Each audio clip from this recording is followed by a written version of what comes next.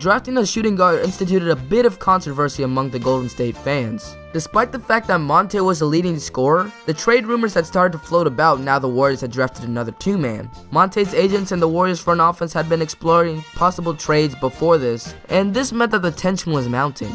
Time was running out for Warrior Monte Ellis.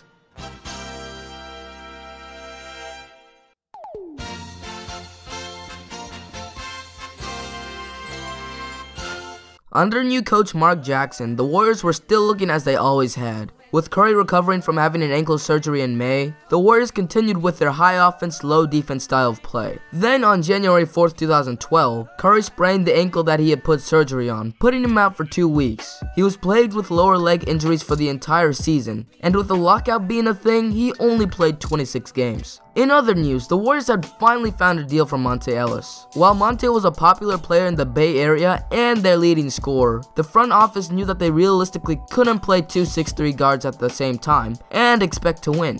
After discussing a possible trade for Andrew Bogut with the Bucks for a few months, the GM Larry Riley, along with the main front office group, pulled the trigger on a trade 2 days before the deadline that sent Monte Ellis, Ekpe Udoh, and Kwame Brown to Milwaukee for Andrew Bogut and Stephen Jackson. As expected, the Warriors fan did not like this trade at all. They decided to let their frustration out during the retirement of Chris Mullins' jersey. Well, that concludes our ceremony. I think we have one other thing to do tonight, don't we? We've saved the best for last. Let's bring up the owner of the Golden State Warriors, Mr. Joe Lacob.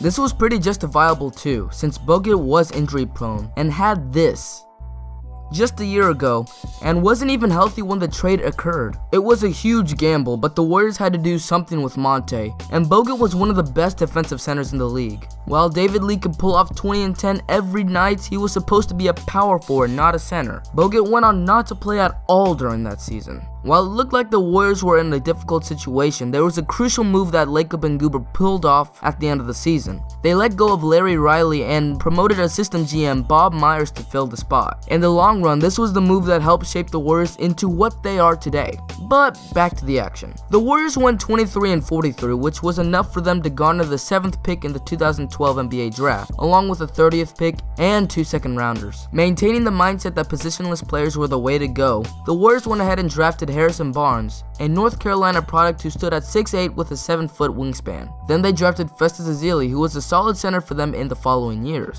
But I think we can all agree that the best pick for the Warriors out of that draft was a 2nd-round pick by the name of Draymond Green. While he was projected to be a late 1st rounder, he fell all the way to the 2nd round because, well, no one really knew what to do with him. At 6'6", he was too small to be a power forward, and at 236 pounds, he was too slow to be a small forward. So nobody really knew what to do with him. Remember, this was back in 2012 when Tyson Chandler was the Defensive Player of the Year, and someone like Draymond was undersized, not versatile. Even the Warriors front office had doubts about what Draymond was going to do for them. Later on, Steve Kerr even said himself that he was worried that Draymond would be a jack of all trades, but a master of none. Fortunately for the Warriors, that didn't happen, but it did take some time for Draymond to be one of the league's elite players. During that time, however, the Warriors were doing quite well without his help. After signing a few veterans in the offseason, the Warriors' new core with Curry, Thompson, Barnes, Lee, and Bogut was looking to be a force to be reckoned with. Unfortunately, Bogut missed much of the season recovering from a surgery. Even with that, the Warriors were able to win 47 games behind the efforts of Steph Curry, who signed a 4-year, $44 million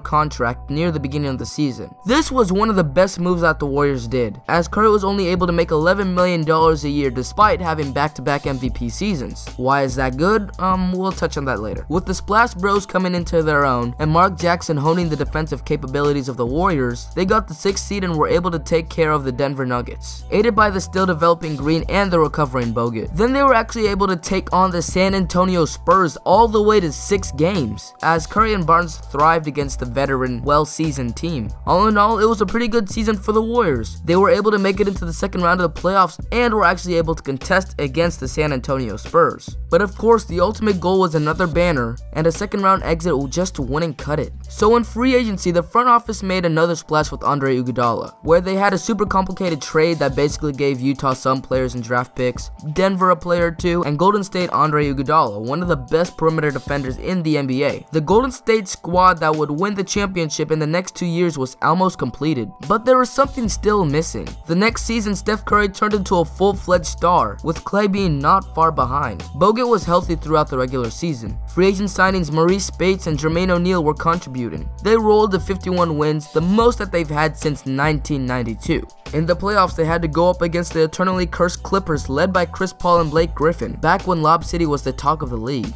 Even though the Warriors were an excellent team, the loss of Bogut to a rib injury and the fact that the Clippers were so talented pretty much predetermined that the Clippers would win the series. Golden State tried mightily and took the series to 7 games. Even though they lost, it was still okay. The team could still improve. There was just something there that wasn't present in the Warriors. Something that would instill championship DNA into the team. On May 6, 2014, Mark Jackson was fired as head coach. He had been making questionable moves such as sending Brian Scalabrine to the D-League for no apparent reason. Yeah, it's probably Scala got him fired. And wasn't very well liked among most of the Warriors organization. Joe Lacob had enough of this and decided that Mark wouldn't be the coach that led the team to the championship. Enter Steve Kerr. As a broadcaster on TNT a few years back, Kerr cultivated an interest for coaching.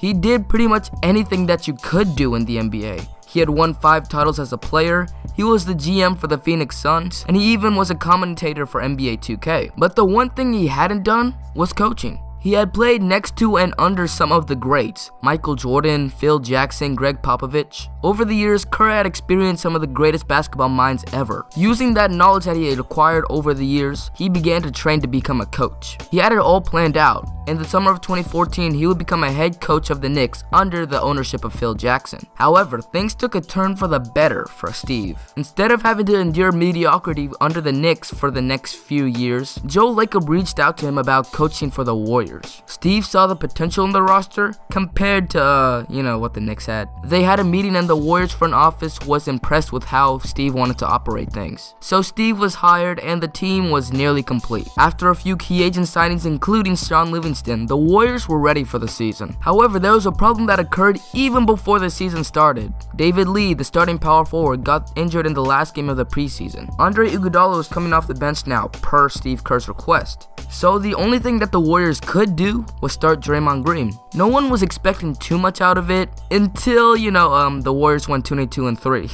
Now, nothing much had changed, the roster was still pretty much the same. But the thing that was really different here is that Draymond was getting the minutes that he deserved. Along with the revamped coaching staff leading the way for the Warriors, they finished the season 67-15, the best record in the NBA. They cruised through the playoffs only to find a weakened Cavs team in the finals, who they dispatched in 6 games. The next year was pretty much the same thing, with the Warriors breaking a regular season NBA wins record with 73, and with Curry becoming the back-to-back MVP. Then this happened. The leg, guys. Watch the leg.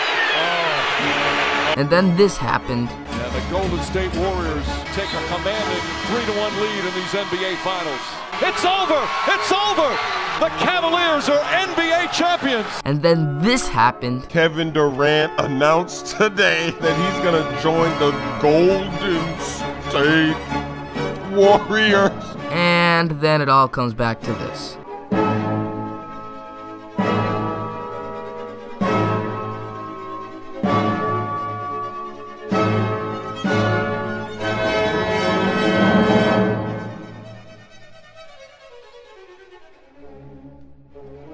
The Warriors built their team slowly and meticulously to get to where they are today. One of the greatest teams in NBA history, if not the greatest. As Joe Lacob said in the beginning, it was every little thing that contributed to the Warriors' success. And there was no way I could get every small little detail into this video without it being like 40 minutes long or something like that. So if I missed anything, please put it down in the comments. I would love to know what it is. It would be much appreciated. Anyways, with that out of the way, see you next video.